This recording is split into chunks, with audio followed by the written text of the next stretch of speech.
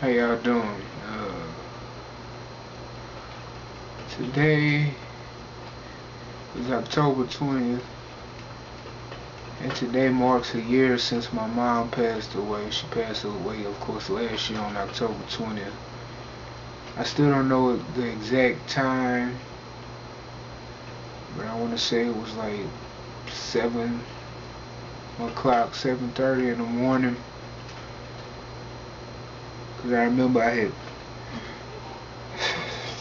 stayed the night in my father's house, and I woke up and went in the bathroom and washed my face, brushed my teeth, and when I came out, he was putting his shoes on, and he was crying, and he said, "We gotta go to the hospital. Your mom went to be with Jesus." So we I put my shoes on and went to the hospital, and here we are a year later already. And it seemed like it happened yesterday, but in reality, it's been a whole year already. And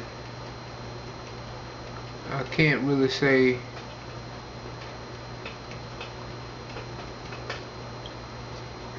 excuse me, it gets easier to handle it, but you make the best out of the situation as you can. It's really not something I can explain, losing a parent, specifically your mother, because for everybody that's the same. For people, losing your dad, yeah, it's hard, but your mom is something totally different. It's a totally different situation, especially for me, because me and my mom were really, really, really close. She used to tell me all the time, she said, you saved my life. She said, you gave me purpose in life. Because I don't think if I had you, I'd still be here. She used to say that all the time. And, excuse me, it saddens me that she passed away, but the way she suffered the last week of her life was so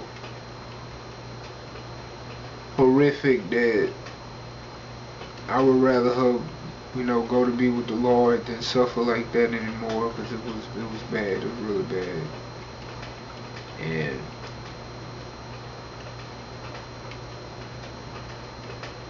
And I know she's with me in spirit, but for her not being here physically, it's really hard to deal with the absence of, because ever since that she's left, I've even with my dad, being there for me, helping me, us building our relationship together, uh, rebuilding it, I should say.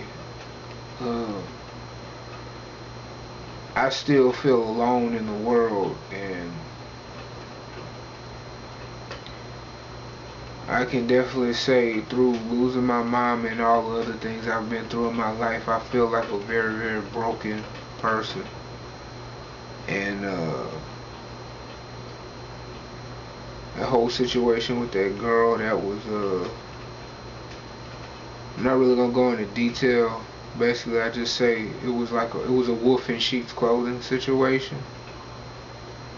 and I kind of feel like God used that as a way of showing me an example of, if I do things my way, this is what you can end up with. But if you wait on me, you'll get something that's right for you, and I'm in it. My will is in it, and it's gonna work. And I feel alone. I don't have anybody to lean on really that I feel comfortable with, because even though my dad is my father, I'm kin to him, I'm his blood. I don't feel comfortable talking to him about anything that's bothering me, because I feel like he just brushes it off like it's nothing, like I just need to get over it. which that's how most people's dads are. It's the man thing, you know. You're a guy, you need to get over it. But I know myself, I'm a very emotional person, very emotional man, and I like to express my emotions. And I kind of feel like if I had a woman who genuinely cared about me in my life, who was serious about commitment and monogamy and relationships and building a future, God, church, having, you know, God at the center of the relationship and at the head.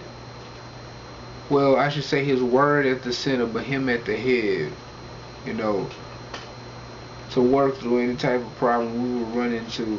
It would help me out some, but, you know, God has a plan for everything. And I don't really have anybody who really visits me. And like, I remember before my grandmother got sick, she used to ask me all the time, you know, you had any company this week? And I said, you know, no, I don't have company. People don't come visit me. My dad doesn't even come to my house, and he lives 5 minutes driving distance from me. It's 30 minutes on foot, but like, it's like a hop, skip, and a jump for him to get in his car and come to my house, but I don't even see him.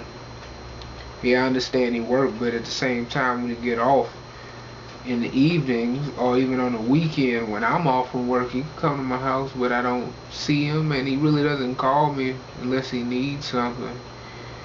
And when I call him, he kind of just holds the phone, so there's really no encouragement for me to call him. Again, this is another one of these videos that's going to be long, and it's just me expressing myself in a situation that's really deep, so bear with me.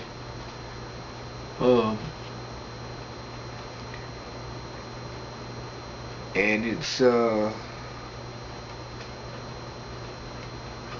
just one of them situations where it's like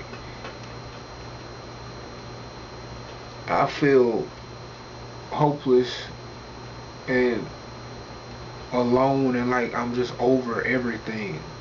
Yes, I'm in school, I work and I'm trying to go somewhere, progress, but at the same time it's like I know God is there for me, but it's like physically I have nobody I feel like is really there for me, who's there to support me. And that void of a lover, and I'm not talking about intimacy, I'm talking about intimacy in the other forms, not the fleshly intimacy of sex, which is something I feel for myself is something I reserve for marriage, is just embracing me. And when I'm not having a good day, she's just there for me, physically, and just a call when she can't get to me. It's just a phone call, a text message, anything. It's just, I feel like it would help out a lot. And I don't have that.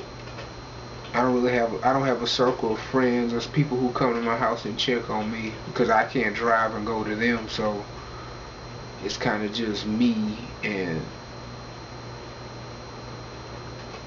I feel like I lack loyalty in my life, and my mother was the only person who was really like that.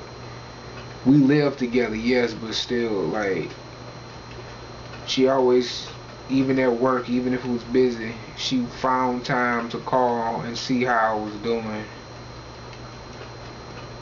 And I kind of brushed it off and was nonchalant about it when she called, but deep down inside, it really did feel good for somebody to really care about you like that. And that's why I always tell people when they say, you know, my mom, she getting on my nerves, she crazy, blah, blah, this, that, and the third. And I'm like, when your mama gone, all that stuff you complaining about, you gonna miss it. So appreciate your mama while she's here. And they kind of get quiet, or they'll mumble and be like, I know, you're right. But it's the truth, and it's something people need to hear. Because you only have one mom, and she's not gonna always be here. So do your best to bear with her in her bad times and her good times. Embrace her, encourage her, because Being a parent, I'm not a parent, but I know being a parent and specifically being a mother is not easy at all. So I feel like children should treat their parents better because they a lot of, especially now, kids don't treat their parents like they should be. They treat their parents like crap. Kids now, they're on another level compared to my generation. But you know, it's been a year. It not doesn't get easier. You kind of just learn to deal with it, and I'll continue to, you know, progress through life and pray to God that I see a breakthrough and I can get into a better space. Because right now I'm just in this funk of just like sadness. And I was doing alright, but the closer it got to the anniversary, it kind of just got progressively worse. And I don't really have anybody to lean on in the situation because my dad's like, death happens, you got to get out of that. Well, first of all, you can't just tell me that because, one, your mom is still alive. She's still kicking. You don't know where I'm at because you haven't been through the same situation. So you really can't just tell me in a sense just to get over it. So I'm just in a situation where I feel I'm by myself really, and I gotta cope with myself. I see my therapist every 3 weeks. That kind of helps. Cause I think I'd be a lot worse off if I didn't have that. You know, I pray, I go to church.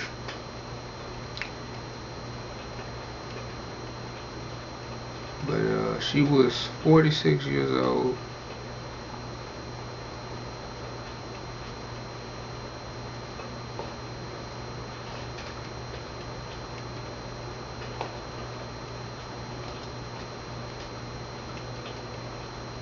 She been 47 on the 30th of December, and this year she's been 48. I just wish she would have been able to live to see me graduate from school and everything else, but God has a plan. So, but this video is long enough. I really just wanted to talk on how I feel right now.